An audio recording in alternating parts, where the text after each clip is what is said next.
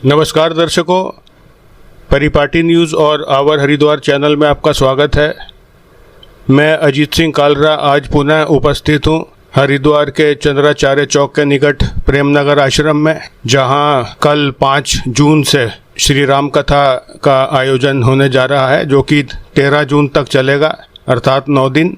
और जिन महान व्यक्तित्व के श्रीमुख से श्रीमद् वाल्मीकि श्री राम कथा की जाएगी, मैं इस समय उनके समक्ष उपस्थित हूँ। और ये महान व्यक्तित्व हैं कथा व्यास, हिंदू धाम संस्थापक, वशिष्ठ पीठाधीश्वर, ब्रह्म ऋषि डॉक्टर श्री रामविलास दास वेदांती जी महाराज, जो कि श्री राम जन्मभूमि न्यास अयोध्या एवं विश्व हिंदू परिषद के सदस्य हैं, तथा इन्होंने वेदांत में वाराणसी के संपूर्णानंद संस्कृत विश्वविद्यालय से पीएचडी की उपाधि प्राप्त की, तथा उत्तर प्रदेश के मछली शहर एवं प्रतापगढ़ संसदीय क्षेत्रों से क्रमशः सन 1996 तथा 1998 से ये लोकसभा सांसद के रूप में भी चुने गए भारतीय जनता पार्टी की ओर से। वह अयोध्या में श्री राम मंदिर के लिए संघर्ष में इनका महत्वपूर्ण योगदान रहा। वह अनेक बार इनको जेल की यात्रा भी करनी पड़ी। अब मैं महाराज जी से कुछ प्रश्न करने जा रहा हूं। तो महाराज जी, सर्वप्रथम आपका हरिद्वार में स्वागत है।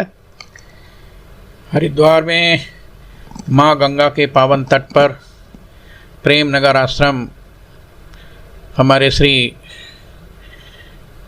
यहाँ के शिष्यों ने, प्रशिष्यों ने, राम भक्तों ने अयोध्या में श्री राम जन्मभूमि पर 22 जनवरी 2024 में भगवान रामलला की प्राण प्रतिष्ठा के बाद श्रीमद् वाल्मीकि रामायण पर राम कथा सुनने का मन बनाया है।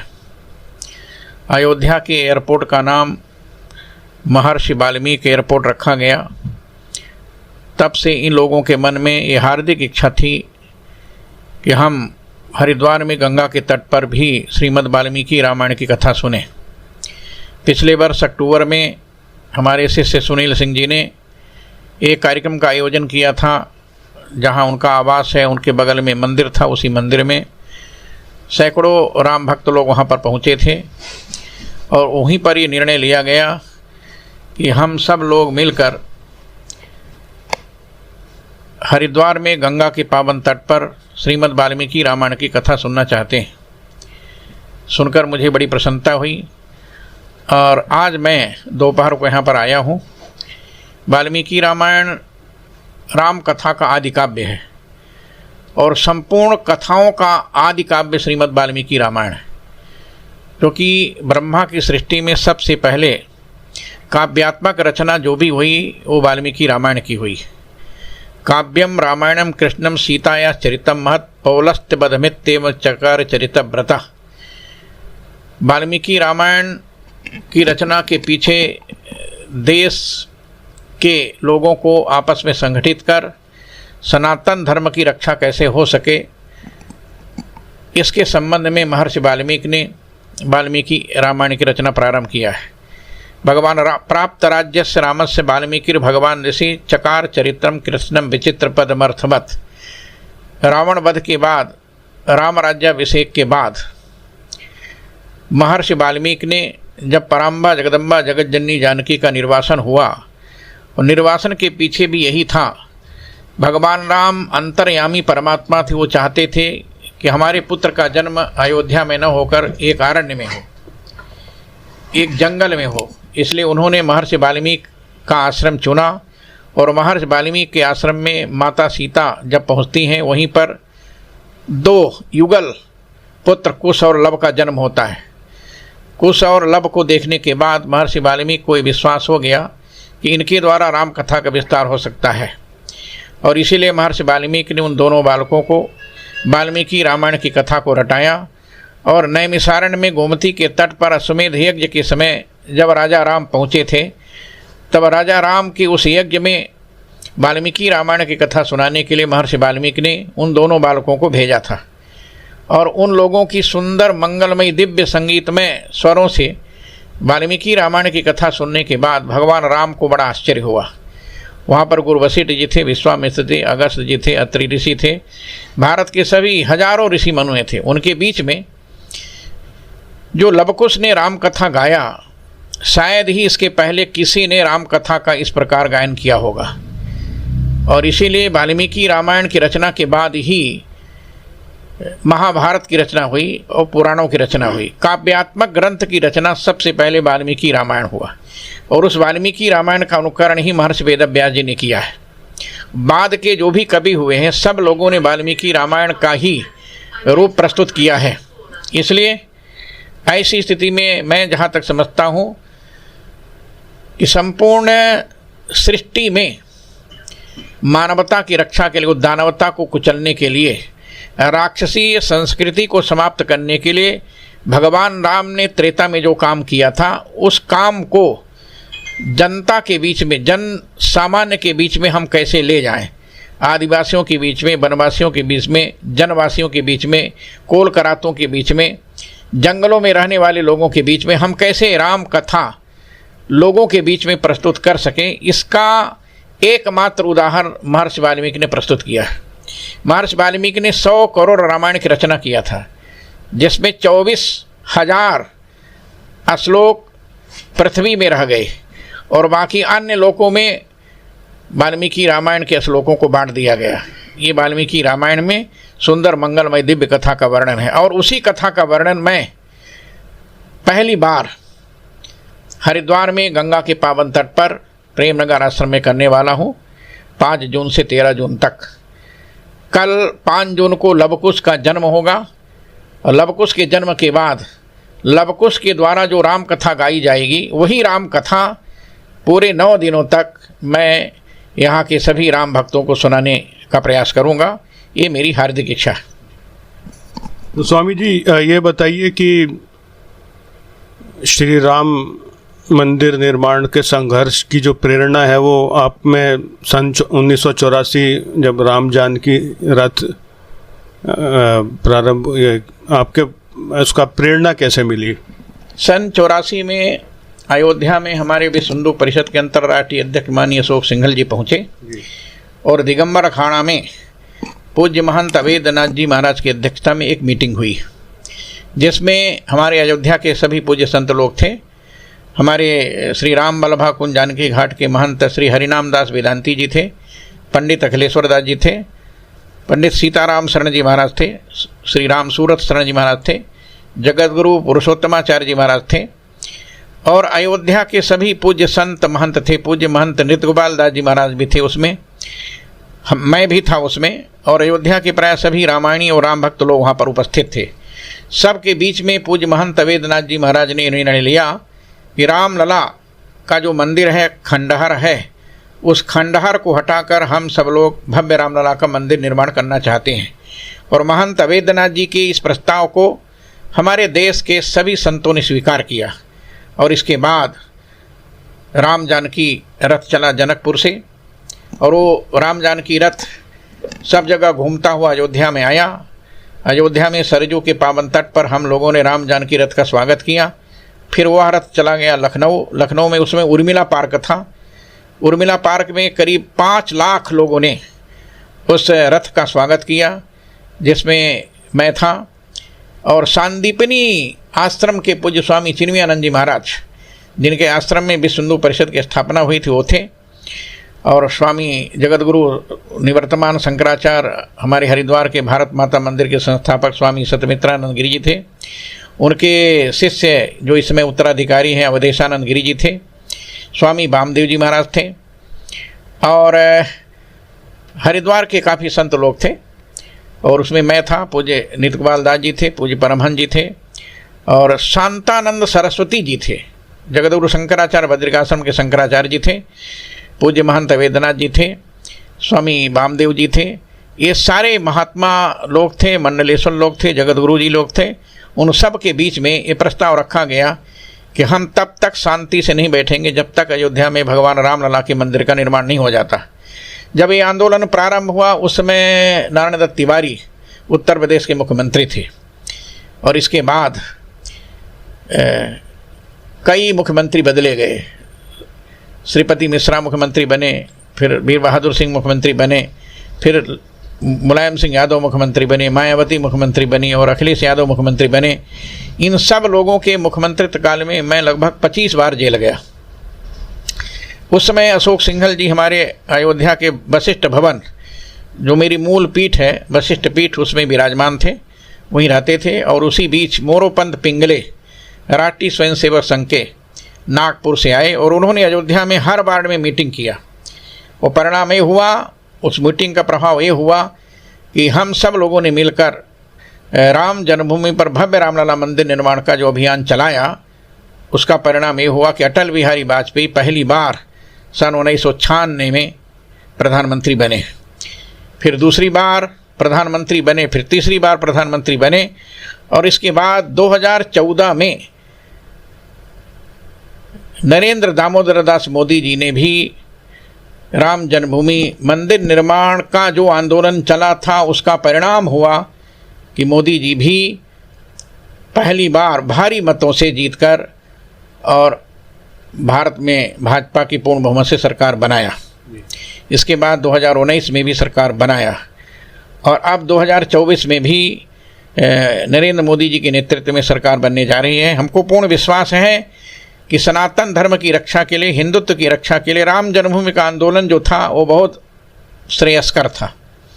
हमारे राष्ट्रीय स्वयंसेवक संघ और विश्व हिंदू परिषद ने, बजरंग दल ने इसमें बहुत बड़ी भूमिका का निर्वहन किया, जिसका परिणाम था कि जिसने कभी कल्पना नहीं किया था कि अयोध्या में मंदिर का निर्माण होगा, वो अयोध्या में मंदिर निर्माण के लिए सुप्रीम कोर्ट का निर्णय आया 9 नवंबर 2019 को और 5 अगस्त 2020 को भारत के माननीय प्रधानमंत्री नरेंद्र दामोदर दास मोदी जी ने अयोध्या में आकर भूमि पूजन शिलान्यास किया। मंदिर बनना प्रारंभ हो गया और मंदिर का कुछ भाग 2024 में 22 जनवरी तक तैयार हो गया और 22 जनवरी को 12 बजे के बाद भारत के माननीय प्रधानमंत्री नरेंद्र मोदी जी ने राम जन्मभूमि पर भगवान श्री राम लला की प्राण प्रतिष्ठा किया। उस प्राण प्रतिष्ठा समारोह में संपूर्ण भारत के हर प्रांतों के, हर संप्रदाय के साधु संत महात्मा लोग उपस्थित थे। हमारे हरिद्वार के सैकड़ों महात्मा लोग थे, पूरे देश के संत लोग थे। ये मंगलमय दिव्य कार्यक्रम जब हुआ, उसी समय हमारे हरिद्वार से सुनील सिंह जी भी गए हुए थे भगवान रामलला की प्राण प्रतिष्ठा में। उनके साथ में निर्मल जी थे और हमारे कुछ और से लोग थे, हरिद्वार के, कुछ बिहार के, कुछ उत्तर प्रदेश के, कुछ दिल्ली के, कुछ फरीदाबाद के। इन सब लोगों ने ये बैठकर विचार किया कि हम लोग चाहते हैं कि जब मोदी जी ने महर्षि वाल्मीकि के नाम पर अयोध्या एयरपोर्ट का नाम रखा, महर्षि वाल्मीकि अंतर्राष्ट्रीय हवाई अड्डा, तो हम लोग चाहते हैं कि वाल्मीकि रामायण की एक कथा हरिद्वार में गंगा के पावन तट पर हो जाए। और इसकी स्वीकृति मैंने दिया और मैं आज यहाँ पर उपस्थित हूँ। हमारी हार्दिक इच्छा है कि हरिद्वार के लोग, यहाँ के सभी संत लोग, महात्मा लोग, यहाँ के महामंडलेश्वर लोग, यहाँ के सभी धर्माचार्य लोग, यहाँ के सभी राम भक्त लोग और यहाँ आए हुए जो भी पर्यटक लोग हैं, उत्तराखंड की यात्रा करने वाले, बद्रीनाथ, केदारनाथ, गंगोत्री, जमुनोत्री जाने वाले लोग हैं, वो लोग भी श्रीमद् वाल्मीकि रामायण की कथा सुने। हमको बड़ी प्रसन्नता होगी। और आज मैं जब यहाँ आया और हरिद्वार रेलवे स्टेशन पर स्वागत करने के लिए लोग गए और जब मैं यहाँ आया, इस आश्रम को देखा, सतपाल महाराज 97 में मेरे साथ सांसद थे और उस समय वो रेल राज्य मंत्री बने थे।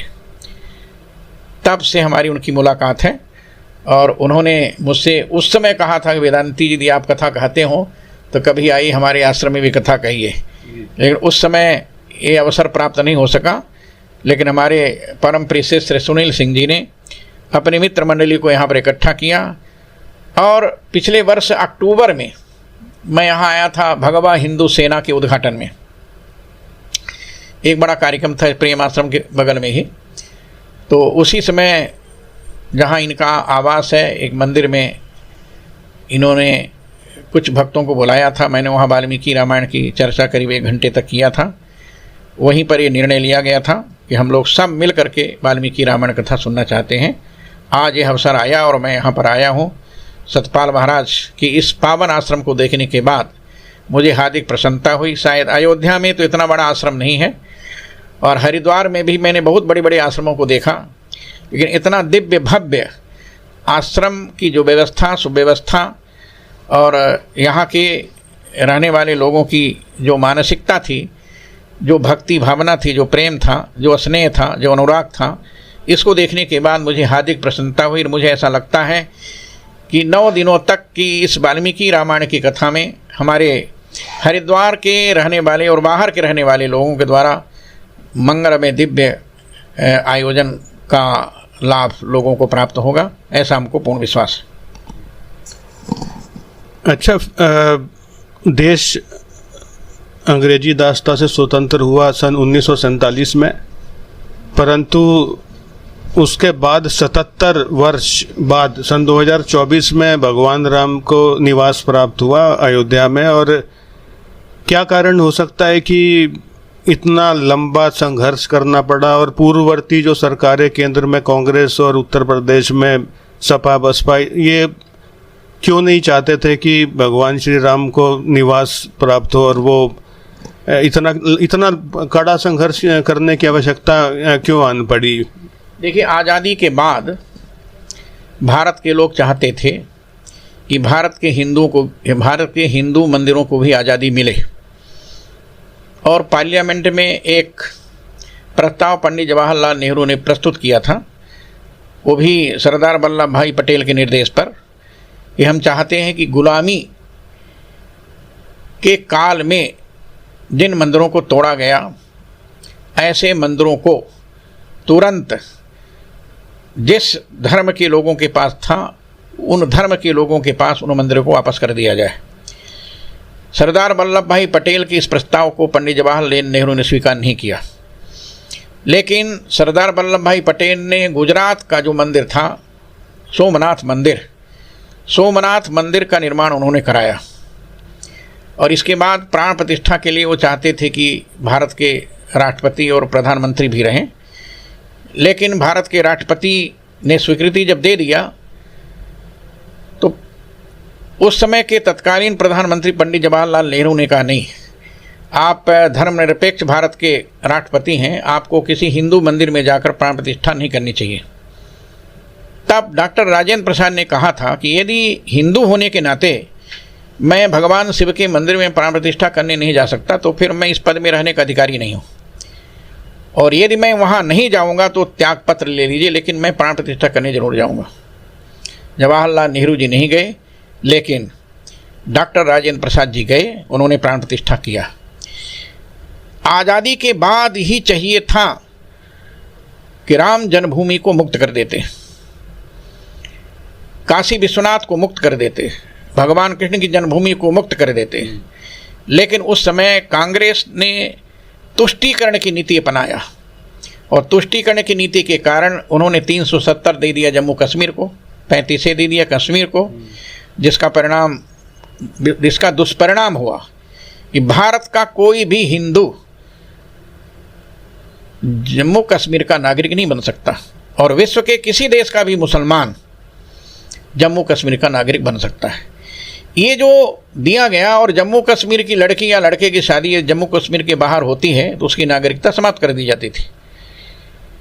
ये जो धारा दिया 370 धारा देश के लिए बहुत बड़ा घातक था। मैं तो मोदी जी को धन्यवाद देता हूँ कि इन्होंने 370 धारा समाप्त किया, 35 समाप्त किया, 3 तलाक समाप्त किया, और राम जन्मभूमि का जो विषय अटका हुआ था, जिसकी कल्पना किसी ने नहीं किया था कि कभी हम रामलला का मंदिर भी अपनी आंखों से बनते हुए देखेंगे, इसको मोदी जी ने बना करके दुनिया के सामने प्रस्तुत कर दिया। और जहाँ पर गीता ले जाना भी पाप समझा जाता था, रामायण भी ले जाना पाप समझ आता था, ऐसे सऊदी अरब में मोदी जी ने भारत से भी बड़ा मंदिर बनाया, जाकर वहाँ प्राण प्रतिष्ठा किया। ये भारत के गौरव की बात है। इसलिए आज हमको बड़ी प्रसन्नता हो रही है कि हम सब लोगों ने इस स्वतंत्र भारत में 22 जनवरी 2024 को पहली बार राम जन्मभूमि पर भगवान रामलला को प्राण प्रतिष्ठित होते हुए अपनी आंखों से देखा। और भगवान रामलला की प्राण प्रतिष्ठा के बाद पहली बार अयोध्या से आकर हरिद्वार में गंगा के पावन तट पर प्रेमनगर आश्रम सतपाल महाराज के इस पावन आश्रम में भगवान श्री राम का आदि काव्य वाल्मीकि रामायण पर कथा करने का सौभाग्य प्राप्त हो रहा है। और जो आपने सीबीआई कोर्ट में ये कहा था कि वहाँ कोई मस्जिद नहीं थी और वो महाराजा विक्रमादित्य का बनाया हुआ 84 स्तंभ पर वो श्री राम मंदिर ही था, तो कैसे ये कहा गया कि वहाँ पर बाबरी मस्जिद थी? मतलब आपके अनुसार वहाँ बाबरी मस्जिद विवादास्पद ढांचे में देखिए, मस्जिद का कोई चिन्ह था ही नहीं, मस्जिद का कोई चिन्ह नहीं था। सन 49 में 1528 में बाबर ने विक्रमादित्य जिस मंदिर को बनाया था वो विश्व का सबसे बड़ा मंदिर था। और पहली बार बाबर जब उत्तर प्रदेश में आया, लखनऊ की उच्च अट्टालिका में बैठकर शरद पूर्णिमा की रात्रि में पूर्व दिशा की ओर देखा तो 2 चंद्रमा दिखाई दिए। तो उसने अपने सिपह सालार मीर बाकी को बुलाकर पूछा, क्यों भाई, हमने तो दिल्ली में 1 चंद्रमा, अफगानिस्तान में 1 चंद्रमा, मैंने श्रीनगर में 1 चंद्रमा, ये कैसा लखनऊ है कि यहाँ 2 चंद्रमा दिखाई दे रहे हैं? तब मीर बाकी ने बताया कि नहीं, चंद्रमा तो एक ही है, लेकिन 2 चंद्रमा नहीं है, ये दूसरा चंद्रमा राम जन्मभूमि के शिखर पर लगा हुआ चंद्रकांता मणि है। चंद्रकांता मणि का नाम सुनने के बाद बाबर को लालच आ गई चंद्रकांता मणि की। उसने कहा, जाओ मैं सेना देता हूँ, मंदिर को तोड़वा करके चंद्रकांता मणि लाओ। और बाबर ने 10,000 सेना दिया और अयोध्या के आसपास के राजाओं ने, वहाँ के राम भक्तों ने 10,000 सेना को खदेड़ दिया। इस प्रकार 76 बार लड़ाई हुई, जिसमें लगभग 5 लाख हिंदू मारे गए। और 5 लाख हिंदुओं के खून का गारा बनाकर बाबर ने वहाँ पर उस मंदिर को तोड़ करके 3 ढांचा खड़ा किया, जिसमें 14 कसौटी के खंभे बच गए। 84 कसौटी के खंभे पर राजा विक्रमादित्य ने मंदिर का निर्माण कराया था, लेकिन 14 कसौटी खंभे नहीं तोड़ पाया। उन 14 कसौटी के खंभे में मैंने गवाही दिया हाई कोर्ट में, मेरी 5000 पृष्ठ की गवाही है। हमने दिखाया, जज साहब से कहा हमने कि राम जन्मभूमि का नक्शा दिखाया जाए।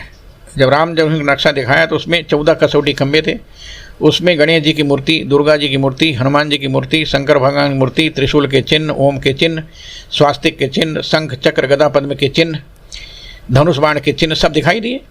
हमने कहा, ये देखिए, किसी दुनिया के किसी भी मस्जिद में यदि हिंदू देवी देवताओं के चिन्ह मिल जाएं तो मैं राम जन्मभूमि न्यास का कार्यकारी अध्यक्ष होने के नाते कह दूंगा कि मंदिर नहीं। तब जफर याब जिलानी, जो बाबरी मस्जिद एक्शन कमेटी का वकील था, उसने कहा हमको 5 दिन का समय दिया जाए। और 5 दिन के समय के बाद जब जज साहब ने पूछा कि वेदांती जी के प्रश्नों का उत्तर, क्या दुनिया के किसी मस्जिद में हिंदू देवी देवताओं की मूर्तियां देखा? तो उसने कहा कहीं नहीं है। हिंदू देवी देवताओं की मूर्तियां को बुत कहा जाता है और कुरान में लिखा बुत के सामने खुदा इबादत स्वीकार नहीं करता। हमने कहा जज साहब नोट कीजिए, जब बुत के सामने खुदा इबादत स्वीकार नहीं करता और राम जन्मभूमि के 14 कसौटी के खंभे पर हिंदू देवी देवताओं की मूर्तियां हैं, तो यहाँ कैसे कोई खुदा इबादत स्वीकार किया होगा? इसलिए मंदिर था, मंदिर है, मंदिर रहेगा।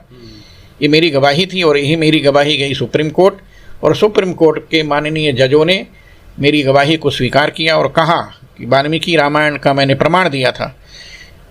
वाल्मीकि रामायण के आधार पर जहाँ रामलला विराजमान है वही राम की जन्मभूमि है। अयोध्या नाम नगरी तत्रा से लोक विश्रुता, मनुना मानवेंद्र ने आपुरी निर्मता स्वयं आयता 10 द्विच योजना महापुरी श्रीमती त्रिण विस्तीर्णा सुविभक्त महापथा। 1,81,60,65 वर्ष पहले रामलला का जन्म हुआ था। इस आधार पर इस्लाम का जन्म कब हुआ आप बताइए? तो इस्लाम का जन्म कब हुआ ये जफर याब जिलानी ने बताया। का 1528 में बाबर ने मंदिर तोड़ा, सबसे बड़ा प्रमाण था। मंदिर को तोड़ करके मस्जिद बनाई गई। ऐसा संभव नहीं है दुनिया में कि किसी भी धार्मिक स्थल को तोड़कर जो बनाया जाए उसमें खुदा इबादत स्वीकार करेगा। कुरान में लिखा हुआ है।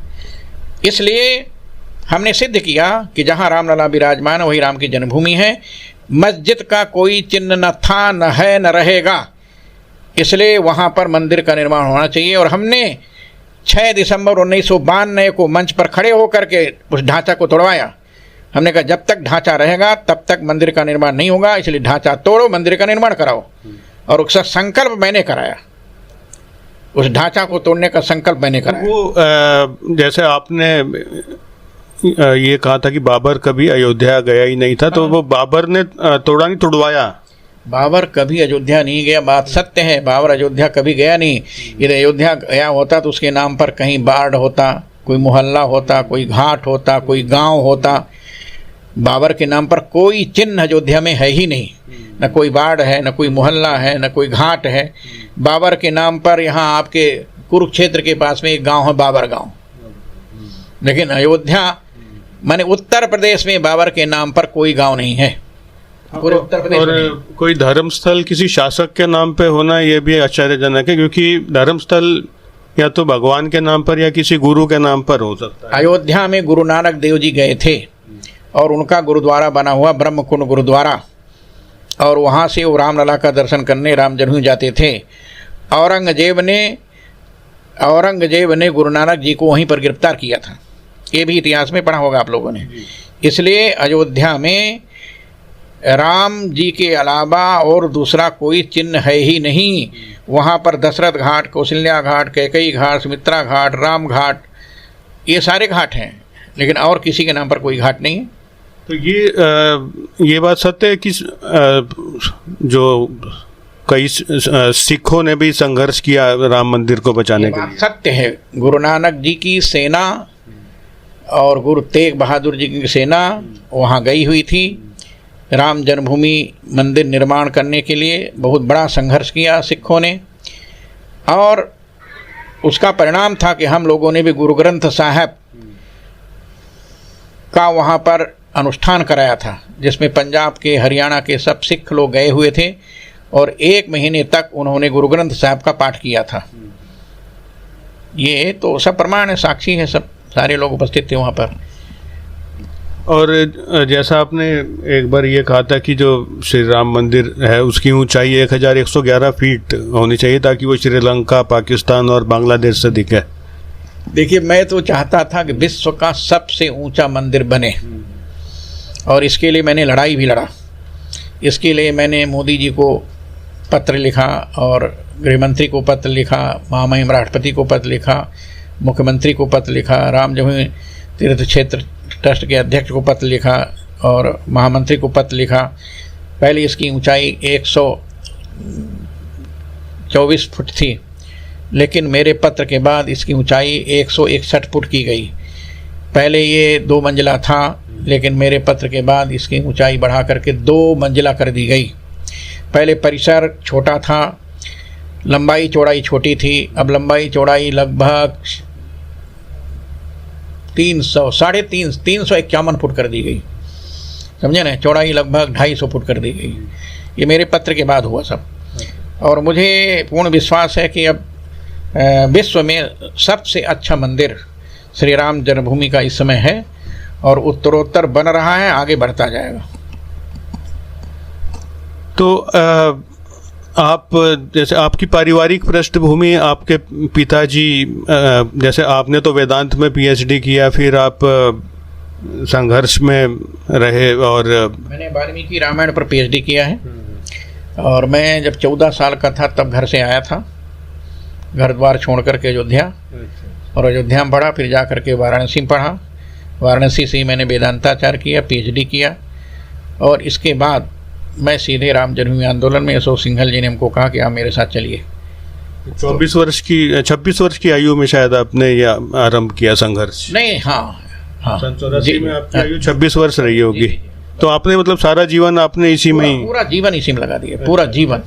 मैं 25 बार जेल गया, बहुत लाठी गोली खाया, और कोई ऐसा नहीं था जिसने हमको गिरफ्तार न किया हो, क्योंकि आंदोलन का सारा रूपरेखा, अशोक सिंघल चूँकि मेरे यहाँ रहते थे, और उमा भारती मेरे यहाँ रहती थी, और बहुत संत लोग जैसे सत्यमित्रानंद गिरी जी जाते थे अयोध्या तो मेरे पास रहते थे। तो ये सारे संत लोग का आशीर्वाद मुझको प्राप्त था, इसलिए मैं उस आंदोलन में, अयोध्या में जब मैं इस आंदोलन में सम्मिलित हुआ, उसमें अयोध्या में कोई नहीं था।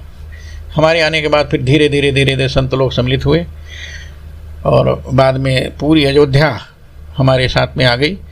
वो परिणाम ये हुआ कि हम जो आंदोलन प्रारंभ किए थे अशोक सिंघल जी के विश्व हिंदू परिषद के साथ, संघ के साथ मिलकर के वो आंदोलन सफल हुआ और आज रामलला अपने मंदिर पर विराजमान हो गए। सबसे बड़ी प्रसन्नता हमको हो रही है। तो जो लाल कृष्ण आडवाणी ने रथ यात्रा प्रारंभ की थी उसमें आप सम्मिलित हुए थे? हाँ, कई बार, कई जगह सम्मिलित हुआ, बहुत जगह सम्मिलित हुआ। तो सन 96 में जैसे मछली शहर से आप सांसद चुने गए, फिर सन 98 में प्रतापगढ़ जिला से, तो संसदीय क्षेत्र, तो राजनीति में कैसे आ गए आप? अशोक सिंघल जी ने मुझसे कहा वेदांती जी चुनाव लड़िए। वो हमको चाहते थे सन 91 में ही चुनाव लड़ना, 90 में ही चाहते थे, लेकिन मैं उसमें नहीं। लेकिन सन 96 में हमको अशोक जी ने कहा कि वेदांती जी आपको चुनाव लड़ना है।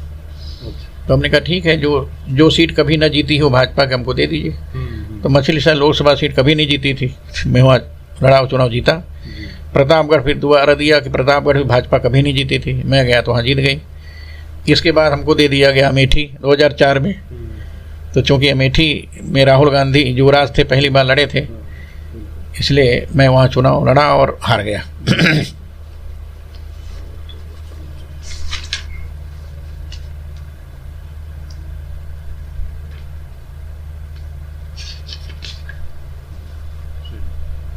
और आप बताइए मैं क्या प्रश्न करूं आपसे? अब आप बताइए जो प्रश्न। मैं तो मतलब प्रश्नों की एक सूची बना के लाया था कि भाई ये प्रश्न मैं करूंगा। अभी कुछ और आपको कहना हो तो आप... नहीं, मैं आप जो चाहें पूछ सकते हैं हमसे, कोई प्रश्न करें तो मैं उत्तर दूंगा।